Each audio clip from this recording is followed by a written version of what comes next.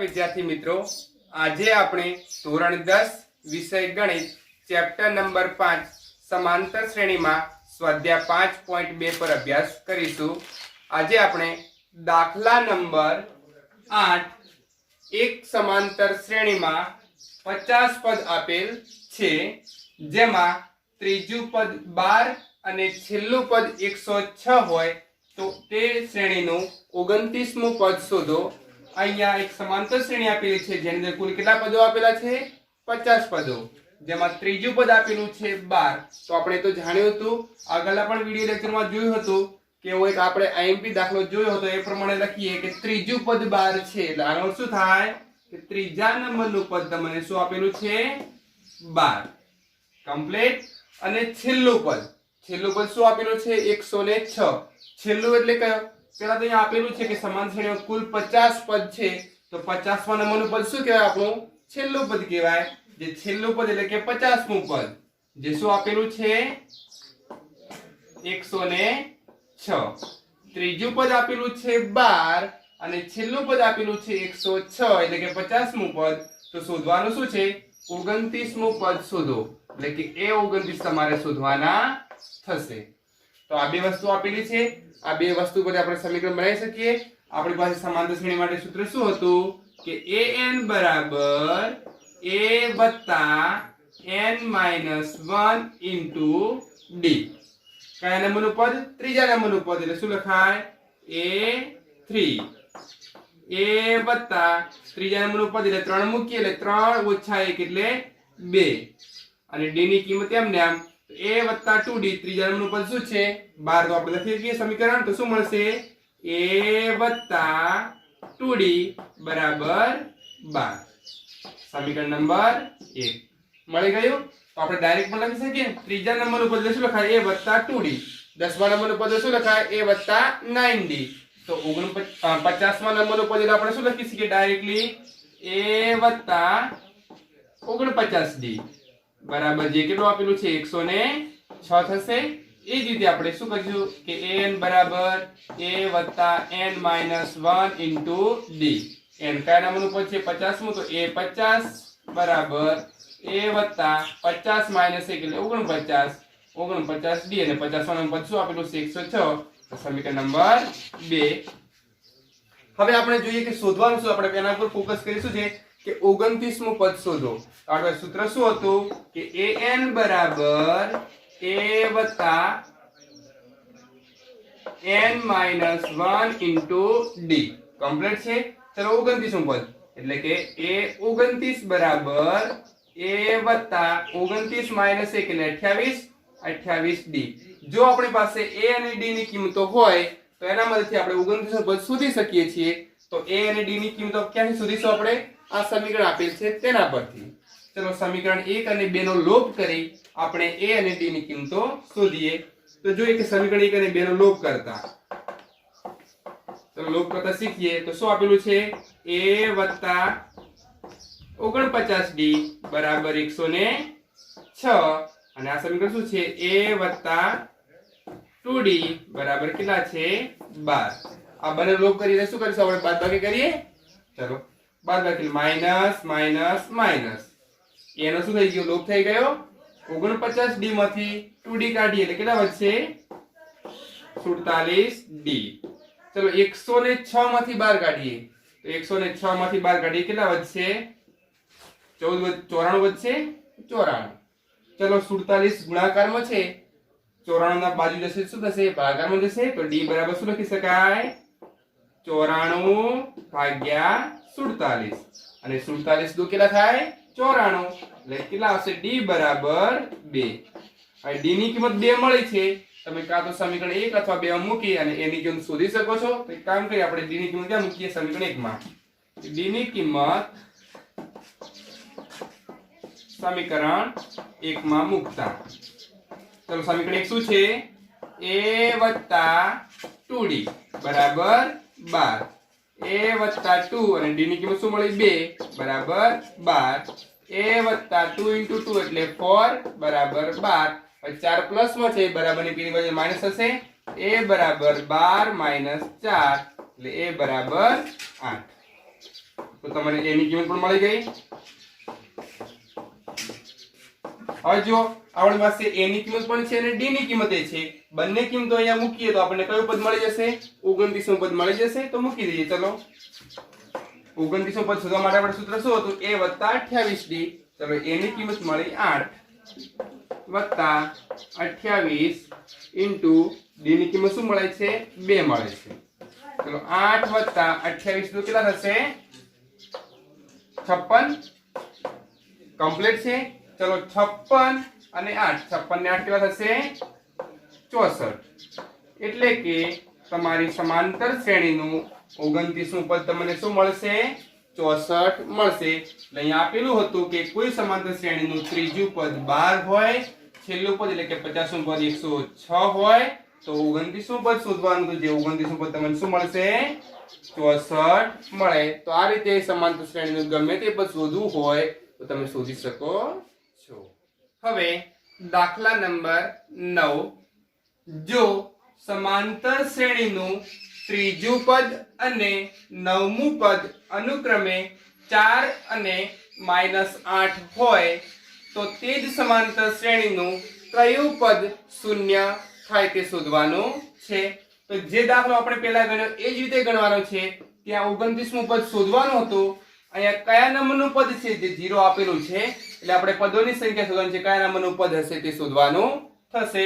સૌપ્રથમ જો કે સમાંતર શ્રેણીનું ત્રીજું પદ શું આપેલું છે? 4। તો લખી નાખીએ, અહીં ત્રીજું પદ 4, ત્રીજું પદ શું છે? 4 અને નવમું પદ -8। ત્રીજું પદ એટલે શું લખાશે? a3। a3 ની કિંમત શું આપેલી છે? 4 અને નવમું પદ એટલે શું લખાશે? a9, જે કેટલી આપેલી છે? -8। તો આપણે સમીકરણ બનાવીશું ફરીથી જે રીતે બનાવી તે રીતે। તો ત્રીજું પદ એટલે શું લખાય? a + 2d। આપણે જાણીએ છીએ કે સમાંતર શ્રેણીના પદો એટલે a + d, a + 2d, a + 3d। આ પહેલું પદ છે, આ બીજું પદ છે, આ ત્રીજું પદ। ત્રીજું પદ એટલે શું આવે? a + 2d। તો ત્રીજું પદ ડાયરેક્ટ લખી નાખીએ કે a + 2d। ત્રીજું પદ એટલે લખાશે ને a + 2d બરાબર 4, અથવા તો પછી તમારી પાસે સૂત્ર છે જ an બરાબર a + n - 1 * d। ત્રીજું પદ છે એટલે અહીંયા 3 મૂકીએ, 3 - 1 એટલે 2 આવી ગયા। એ રીતે પણ આપણે શોધી શકો છો। સમીકરણ નંબર 1।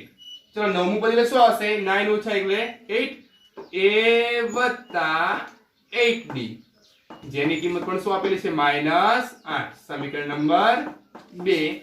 હવે અહીંયા શું કહ્યું છે કે કયું પદ 0 થાય? તો તમને અહીંયા આપેલું છે કયું પદ? ધારો કે n નું પદ શું છે? તમારું 0 છે। n નું પદ શું આપેલું છે? 0 આપેલું છે। તો n માં પદનું સૂત્ર શું છે? a + n - 1 * d, જેની કિંમત શું આપેલી છે? 0। તો તમે સમીકરણ 1 અને 2 ઉકેલી a અને d ની કિંમત શોધી શકો છો। હવે a અને d ની કિંમત શોધી અને અહીંયા મૂકશો તો તમે એના પર શું શોધી શકો છો? n શોધી શકો છો। તો આપણે એ જોવાનું છે કે કયા નંબરનું પદ છે જે 0 મળે છે, તો આપણે શોધી શકીએ છીએ। તો ચલો શોધવાનો પ્રયત્ન કરીએ કે સમીકરણ 1 અને 2 નો શું કરીએ? લોપ કરતા। તો લોપ કરવા માટે શું કરીએ? a + 8d બરાબર -8 ને a + 2d બરાબર 4। તો લોપ કરવા માટે નિશાની બદલાવી પડશે, - કમ્પ્લીટ છે। a નો શું થાય છે? લોપ થાય છે। 8d - 2d એટલે કેટલા આવશે? 6d। -8 - 4 એટલે કેટલા થશે? -12। કમ્પ્લીટ છે। હવે 6 અહીંયા ગુણાકારમાં છે, આ બાજુ એટલે ભાગાકારમાં જશે। તો d બરાબર -12/6। d એટલે તમને તફાવત કેટલો મળશે? 6 દુ 12 એટલે કે -2। આ d ની કિંમત કોઈ પણ સમીકરણ મૂકી તમે એની કિંમત શોધી શકો છો। તો આપણે સરળ સમીકરણ કયું છે? 1 કે d ની કિંમત સમીકરણ 1 માં મૂકતા। ચલો સમીકરણ 1 શું છે? a + 2d બરાબર 4, a + 2 * d ની કિંમત મળી -2 બરાબર 4 બે દુ કેટલા છે -4 બરાબર 4 આ -4 પેલી બાજુ એટલે પ્લસ થશે તો a બરાબર 4 હતા વત્તા 4 એટલે a ની કિંમત તમને શું મળશે 4 ને 4 8 કમ્પ્લીટ છે હવે a ની કિંમત અને d ની કિંમત તમે જાણો છો જો a અને d ની કિંમત અહીંયા મૂકશો તો કયા નંબરનું પદ 0 બને છે આપણને ખબર પડી જશે ચલો મૂકી દઈએ a બરાબર 8 મૂકીએ 8 વત્તા n -1 એમને એમ અને d ની કિંમત શું મળી -2 બરાબર 0 આ બરાબરની આ બાજુ 8 આપેલા છે જે કેવા છે પ્લસ છે જે પેલી બાજુ છે એટલે શું હશે -n -1 * -2 આ આખા પદ આપણે એમને એમ રાખીએ છીએ ને વત્તા 8 છે જે બરાબરની પેલી બાજુ મૂકીએ છીએ તો વત્તા 8 પેલી બાજુ શું થશે -8 આ -2 આ બાજુ ગુણાકારમાં છે આ બાજુ એટલે શું થશે ભાગાકારમાં જશે તો n -1 -8 ભાગ્યા -2 માઇનસ માઇનસ પ્લસ થઈ જશે અને 2 ચોક 8 એટલે કે n -1 બરાબર શું મળશે 4 મળશે પણ -1 છે જે પેલી બાજુ એટલે શું થશે પ્લસ થશે તો શું લખાશે n બરાબર 4 + 1 એટલે n ની કિંમત શું મળશે 5 મળશે તો આપણે શું શોધવાનું હતું કે કયા નંબરનું પદ 0 છે તો કે 5મા નંબરનું પદ 0 થશે તો આપેલ સમાંતર શ્રેણીમાં ત્રીજા નંબરનું પદ 4 મળે છે 9મા નંબરનું પદ -8 મળે છે અને 5મા નંબરનું પદ તમને શું મળે છે 0 મળે છે તો આ રીતે તમે શોધી શકો છો દાખલા નંબર 10 કોઈ સમાંતર શ્રેણીમાં 17મું પદ 10મા પદ કરતા 7 વધુ છે તો તેનો સામાન્ય તફાવત શોધો અહીં શું કહ્યું છે કે 17મું પદ છે એ 10મા પદ કરતા પણ 7 વધુ છે તો આપણે એવું લખી શકીએ પેલા કે 17મું પદ એટલે શું લખાય a 17 10મું પદ એટલે શું લખાય a 10 એટલે એવું કહ્યું છે કે 17મું પદ છે જે 10મા પદ કરતા 7 વધુ છે એટલે આ જે 17મું પદ છે આની અંદર 7 ઉમેરીએ એના જેટલું પદ વધુ છે તો સમાન કરવું હોય તો 7 કઈ બાજુ ઉમેરીએ તો સમાન થાય કેમ કે 7 જેટલું વધુ કયું છે 17મું પદ તો 10મા પદની અંદર 7 ઉમેરવામાં આવે તો હવે પદ શું થઈ જશે સમાન થઈ જશે તો એવું આપેલું છે કે 17મું પદ એ 10મા પદ કરતા 7 વધુ છે તો તેનો સામાન્ય તફાવત એટલે કે d શોધવાનું કહ્યું છે આપણે d શોધી શકીએ છીએ એકદમ સરળ દાખલો છે આ 17મું પદ એટલે શું લખાશે આપણે a + 16d લખાશે આપણે જોઈ ગયા આગળ પણ a + 16d જે સમીકરણ મદદથી લખીએ છીએ આ 10મું પદ એટલે શું લખાશે a + 9d વત્તા 7 આપેલા છે એમને હવે કામ કરીએ આ બંને કિંમતો આ બાજુ લાવી દઈએ શું થશે a + 16d વત્તા a છે આ બાજુ શું થશે માઈનસ a અને વત્તા 9d છે આ બાજુ હશે તો શું થશે -9d બરાબર 7 કમ્પ્લીટ છે વત્તા a minus a plus a cancel થશે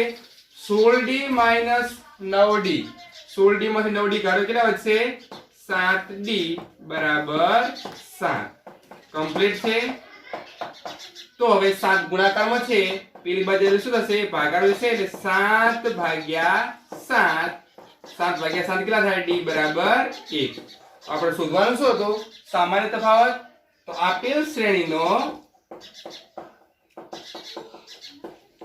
સામાન્ય તફાવત b બરાબર કેટલો મળશે 1 મળે તો આ રીતે તમે સામાન્ય તફાવત શોધી શકો છો હવે દાખલા નંબર 11 સમાંતર શ્રેણી 3 15 27 39 અપ ટુ 100 નું કયું પદ 54મા પદ કરતા 132 વધુ હશે તો સૌપ્રથમ સમાંતર શ્રેણી આપેલી છે તેમાંથી તમે પ્રથમ પદ અને સામાન્ય તફાવત શોધી શકો છો પ્રથમ પદ શું આપેલું છે જે a બરાબર 3 ચલો b શું આપેલું છે બીજું પદ 15 તો સામાન્ય તફાવત તમને શું મળશે d એટલે કે બીજું પદ માઈનસ પ્રથમ પદ બીજું પદ એટલે કે 15 માઈનસ પ્રથમ પદ 3 એટલે સામાન્ય તફાવત d તમને શું મળી જાય છે 12 સામાન્ય તફાવત d 12 મળી ગયો પ્રથમ પદ એ 3 મળી ગયો હવે શું કહ્યું છે કયું પદ ધારો કે આપણે ધારી નાખીએ ધારો કે nમું પદ 54માં પદ કરતા 132 વધુ છે. એનું પદ એટલે શું લખાય? an જે 54માં પદ કરતા કેટલું 132 વધુ છે. લખી શકીએ? ચલો એનું પદ આપણે જાણતા એટલે શું લખીએ? a વત્તા n માઇનસ 1 ઇન્ટુ ડી. ચલો 54 પદ શોધીએ પહેલા. તો 54 પદ એટલે શું છે? a 54 શોધવા છે આપણે. એ ટ્રાય કરીએ પહેલા. શું કરીએ ટ્રાય? 54 પદ a 54. તો a 54 શોધવા માટે આપણે શું કરીશું? તો આનું સૂત્ર શું છે? a વત્તા 54 માઇનસ 1 ઇન્ટુ ડી. તો a વત્તા 54 માઇનસ 1 એટલે શું થાય? 53 ઇન્ટુ ડી.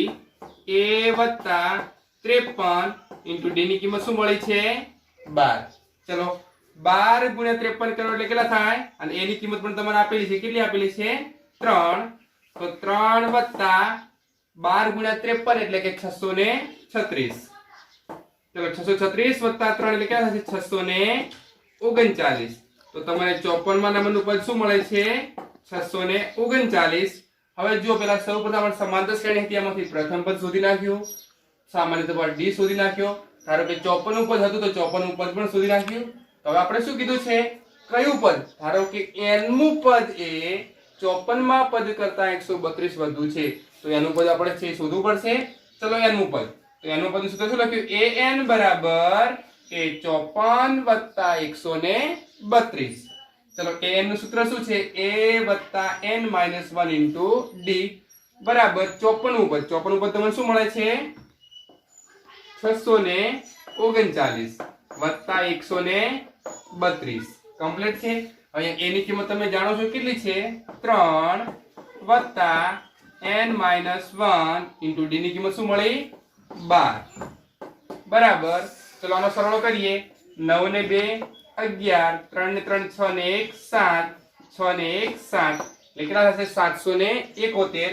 હવે અહીંયા જો 3 આ બાજુ ક્યાં છે? સરવાળામાં છે. p ની બાજુ જાય એટલે બાદબાકી થશે એટલે n માઇનસ 1 ઇન્ટુ 12 બરાબર 771 માઇનસ 3. 771 માઇનસ 3 કરીએ એટલે કેટલા વધશે? 768. ચલો 768 વધશે. હવે n માઇનસ 1 ઇન્ટુ 12 ભાગાકારમાં ગુણાકારમાં છે. આ બધે શું થશે? ભાગાકારમાં જશે. n માઇનસ 1 12 ગુણાકારમાં હોવાથી આ બધે જાય તો ભાગાકારમાં. કમ્પ્લીટ. હવે 768 ભાગ્યા 12 કરીએ. ચલો 12 છંગ 72 એટલે 6 વધ્યા 4 48. 12 ચોક 48 એટલે કેટલા વધશે? n માઇનસ 1 બરાબર 64. આ માઇનસ 1 છે પેલી બાજુ જાય તો પ્લસ થઈ જશે. n બરાબર 64 વત્તા 1 એટલે કેટલા મળશે? 65. તો આનો અર્થ શું થશે?